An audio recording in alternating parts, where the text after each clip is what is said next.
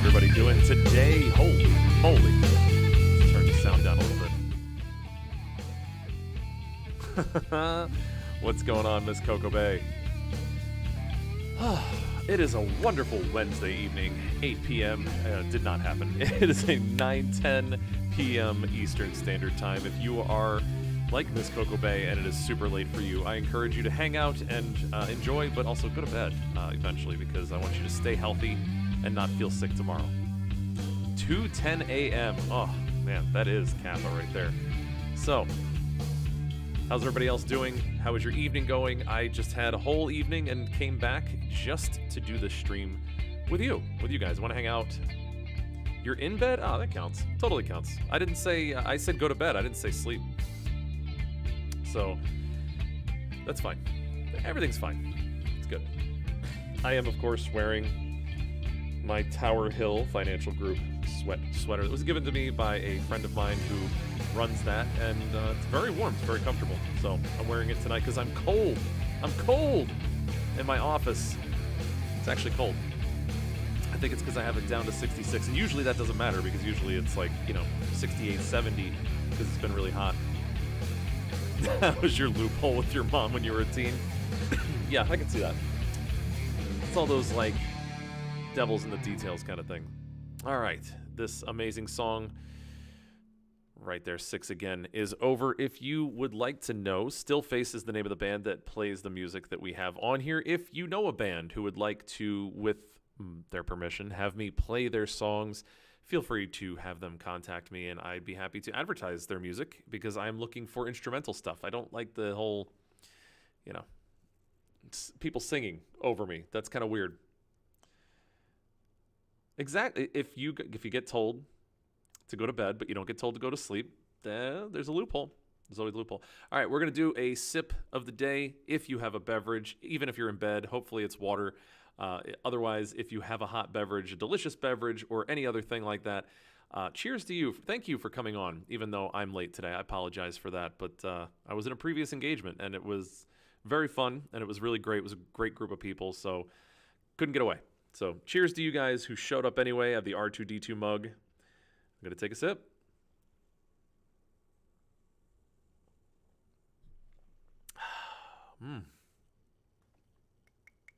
That is good.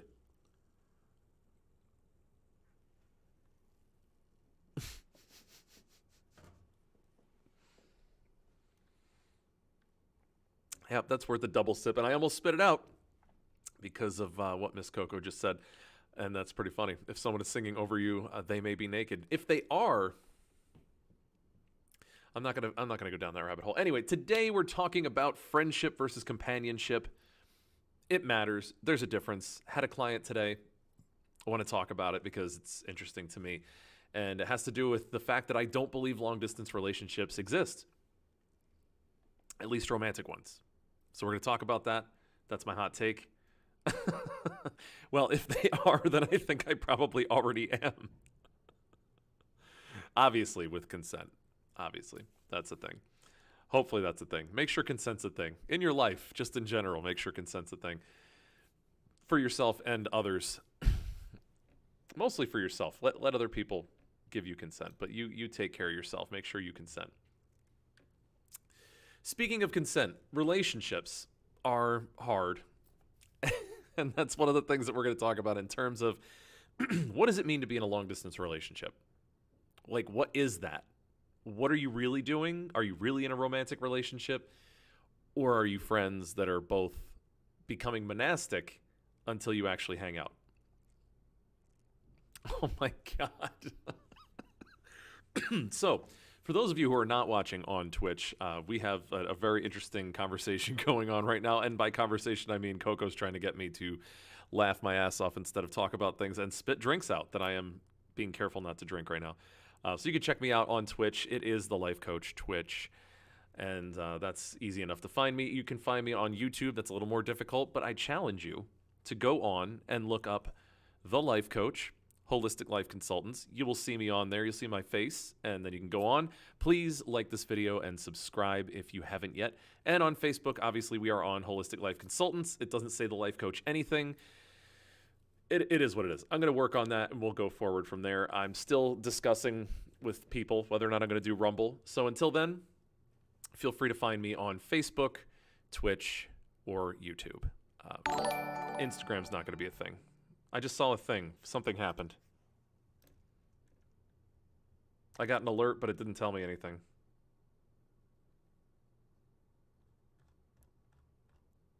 Oh, Ashley McGavin has liked. Thank you, Ashley. So, let's talk about relationships, long-distance relationships, and how it's not a thing. And this, by the way, this is not to slight anybody who's in a long-distance relationship. You do you. I just don't think it's a thing. So, let's talk about it. And that's kind of, I guess, a question of the day. Do you think long-distance relationships are a thing? Have you been in a long-distance relationship? Are you in a long-distance relationship? You are being good.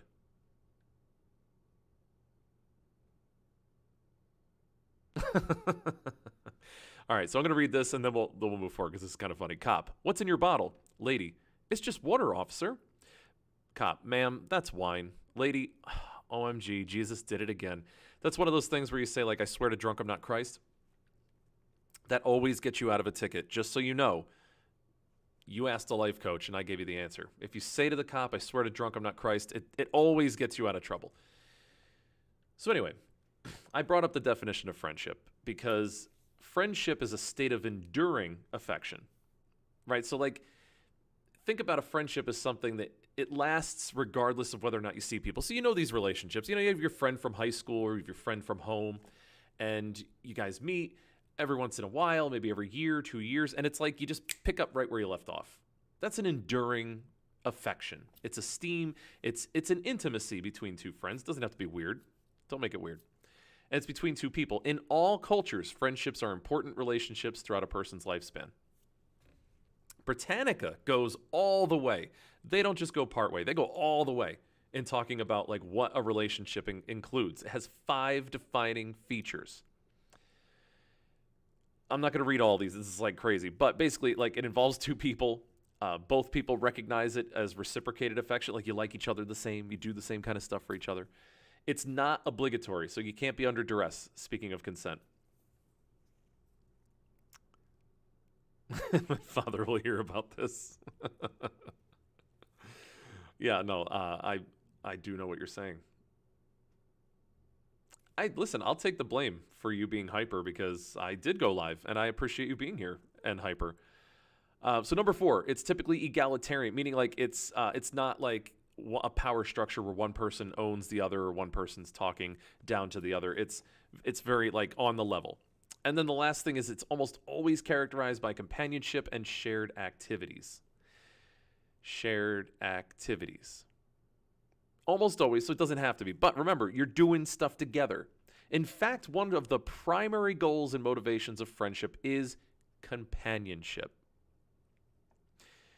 So we're going to talk about companionship. But I love that they even say this in here. It's like such. In addition, adolescent and adult friendships often perform other functions, such as serving as sources of emotional support and providing opportunities for self-disclosure and intimacy. So the primary function of a friendship is companionship, sharing activities. Nedville? I like that. You should stop. So sharing activities with friends. Doing things together. Good night, Miss Coco Bay. Please get some sleep. Not just go to bed. Please sleep, rest, get better, feel better, and we will be back here tomorrow at, like 1 a.m. your time instead of 2. So hopefully I see you then. But get sleep. Get sleep. So these things differentiate friendship from several related phenomena. The fact that they are dyadic relationships distinguishes them from cliques or peer groups. So, like, you can't. This is we could talk about this maybe today, but probably another time. A friend group does not mean everybody in it is friends. Friendship actually requires both people to be in this friendship together. Whereas, like, a friend group or a clique or a peer group, those things are like, it's more like an association, affiliation. It's not the same. Many members of cliques are also friends. That's true. Similarly, having friendships is different from being popular or having high social status. So again, You could be friends with somebody who doesn't know anybody else. Everybody can like you, and you could have no friends. Yeah. Everybody could like you, and you could feel alone because you have no friends. Because there are important aspects to what makes a friendship that just because you're popular and just because you see somebody who's popular doesn't mean that they feel the fulfillment of having a friendship. Just keep that in mind. Individuals who are not popular certainly may have close friendships, and a popular person may not. I just literally just said that. Thank you, Britannica. The effective bond that is a component of friendship distinguishes friendship from acquaintanceship. So again, we have all these words, and those words matter because they're different from each other. Acquaintanceship is not friendship. A peer group is not friends. A friend group doesn't necessarily mean that everybody in the group is friends with each other. Companionship is different than friendship. It's a required part of a friendship, but companionship is different. So what is that?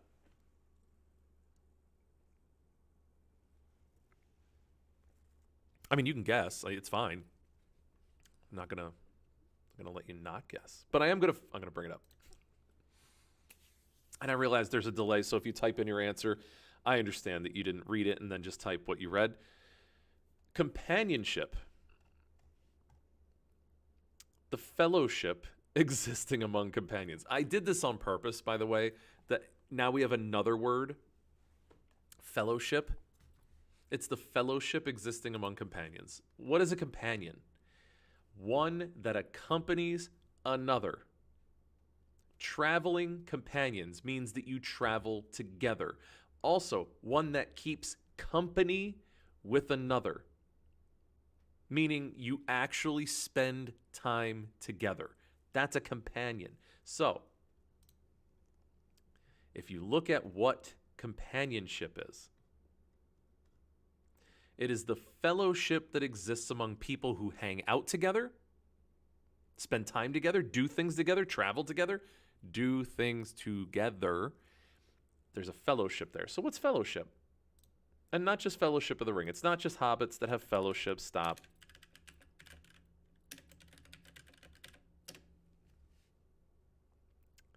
It's friendly association, especially with people who share one's interest. Wait, can you guys hear this? Fellowship. Please tell me you can hear this again. That's one of my favorite things to do. Fellowship. I like to just not say the word anymore. Like, it's one of the things that I used to do all the time back in the day is I would use the word Fellowship. and I would continue to talk just like I said it, but the weird voice said it. So I hope that works. But what does it all mean, Basil? What does fellowship mean? It's a company of equals or friends. So we're looking at, you did hear, oh, that's beautiful. I'm so happy you heard that. It's a company of equals or friends, association, the quality or state of being camaraderie.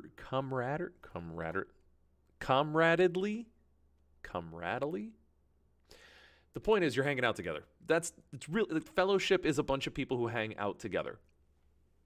In the Fellowship of the Ring, which we're going to just show really quick. If I can type. God, that was 2001? Yeesh. It's a great movie, by the way. You should watch The Fellowship of the Ring. These hobbits hung out together and did a journey together to save Middle-earth, save the world. These guys are going to save the world, and they did it by living together. Look how young he is. This is what fellowship is. You're doing things together. So, you can't be friends unless you share interests and you hang out together and do things.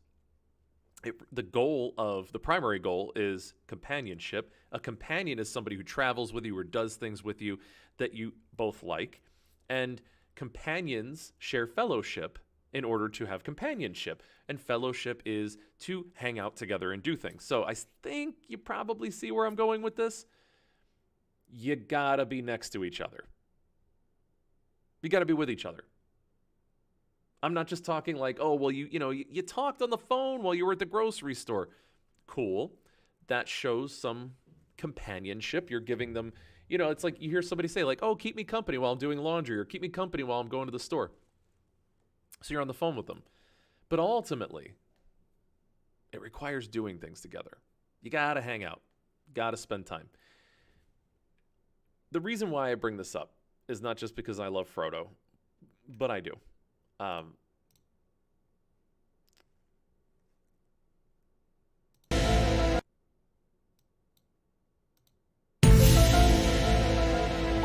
it's a grand. I'm not. There's no conspiracy involved, but oh my God, it started on its own. It's the Illuminati. Okay, so the reason why I bring this up is I kind of want to talk about this, and by kind I mean I definitely do. You love running errands with people. I think everybody does. People like run. It's more fun to do anything with someone you like, especially things you don't want to do, which is like all errands. Like I hate shopping. I hate grocery shopping. I hate clothes shopping. I hate going to the post office and dropping things. I hate all of the things that involve stupid errands. But it's much more fun with somebody there. Now, you could argue that sure, somebody can be company for you while you're on the phone and doing that and whatever. But it's usually your friend, right? I mean, if it's not, that's weird. You don't really just have a person that you never hang out with and you don't share interests with and they're not your companion, but you talk to them on the phone every time you do things. I've heard of it. It does happen sometimes. It's the exception, not the rule. And I would argue it's a very unhealthy exception. This is my point. What should a friendship be? What should a companion be? Now let's talk about romantic relationships. What are we looking for in a romantic relationship? Just a friend? I would argue that you want more than a friend. In fact, I think I've heard of it being called being more than friends. I think so. That's probably a thing, right? Well, we're more than friends. Well, what are we then? Well, I don't know. We hang out together all the time. We do these things. Well, we do a little bit of this, a little bit of that. So you hang out together. You do things together. And then that is a companion for you. You have fellowship. You do things. You share interests. You share travel. If you're in a romantic relationship with someone, you are typically doing things together. It doesn't mean every day. Because I'm not one of those people that's going to sit here and say you have to hang out every day or else you're not in a relationship. That's weird and a little codependent. Probably also not healthy. But do you hang out most of the time together? I mean, yeah, like if you have the opportunity to hang out together, don't you? And if you go somewhere and they're not with you, don't you miss them because it would be more fun to be with them? I'm just asking for a friend. So, where does a long distance relationship fit into this? You can do it. You can manage. I know people who through college or through grad school or through a job for a couple of years managed to only see each other a few times a year or maybe once a month or stuff like that. Here's my argument is you're not actually in a romantic relationship while that's going on. You may love the other person, but just like in friendships that there are 5 specific aspects that make it a friendship, my argument is that you are saving yourself from being in a relationship with other people, which you clearly could because you're hanging out with other people, so you could easily be in a relationship with them. You're choosing not to. You're abstaining from fellowship and companionship with others, but you're certainly not getting companionship and fellowship from your significant other while you two are far apart, especially long distances, especially long periods of time. You still share affinity for each other, so there's some friendship there, but you're not actually engaging in companionship. And a romantic relationship requires companionship. You have to do stuff together, hang out together, watch some stuff together. Can you do it remotely? Sure. I could be persuaded that you can do some things remotely, but again, eventually the idea is you come back together and do some things usually, but because by the way, romantic relationships also require romance. If you have a 5-year roommate, you're not in a romantic relationship with that person. If you guys are not being romantic, you're not in a romantic relationship. That's a whole other can of worms, a whole other story for another day, unless you really want to dig into it, and I'm happy to do that. But you're typically in a romantic relationship because you're being romantic. And what is romance? I'm not just saying it's sex, but romance is affection being distributed amongst 2 people in an egalitarian way with consent that is positive. Massages or, just holding hands or like sitting near each other. And there's all kinds of things that involve romance that have to. Is there a romantic gesture? Sure. You could send flowers. You can, whatever. Send them an edible arrangements. You could do all kinds of stuff to be nice and romantic and send a card and whatever. Great. But are you actually hanging out together? There probably is some sort of bright line where like it's way too far apart and way too infrequent of being together, where there's no romance, there's just gestures. My argument again is this: everything that is not in person is just flirting. Because what is the purpose of all of this? Eventually we plan on getting back together. Right? I mean, I hope. If you're in a long-distance relationship, and correct me if I'm wrong, if you've been in a long-distance relationship or you currently are in one, isn't the goal to get back together? Why? Aren't you already in a romantic relationship? Can't you just do this forever? It's fine. Keep sending each other cards. Yay. Sexting's the thing. Cool. You don't ever have to see each other again because you're currently in a romantic relationship. Or do we all understand that you're not really, and it's a placeholder, and you're being abstinent, and you're just doing your best and flirting with this person and continually But again, my argument is you're flirting, you're abstinent, and you've made a promise to be with that person when you're both available again. That's all. That's my TED Talk. That's the thing that I wanted to talk about today. I thought it was important.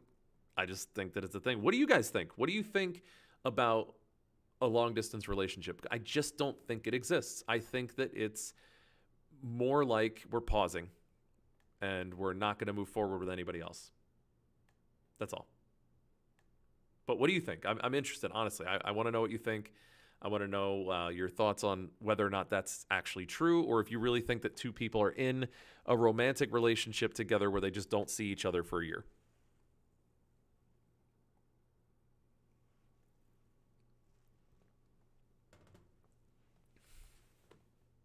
Because you love to see it. I love to see the person raise their hand and say, I disagree. I think that you could totally do that. That's cool. Go for it. I just disagree. I'd like to know.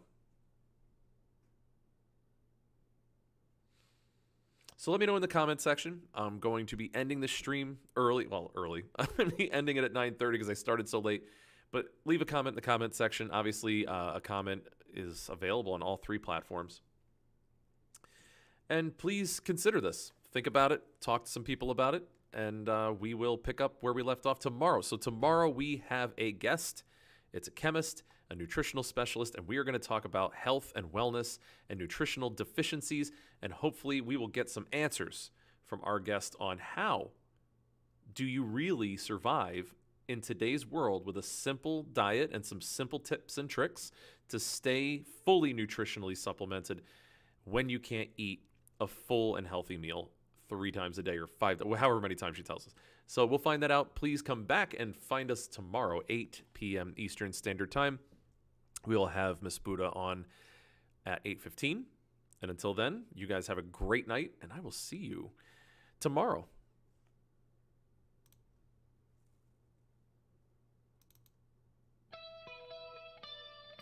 Ooh, we got to put on that music, too.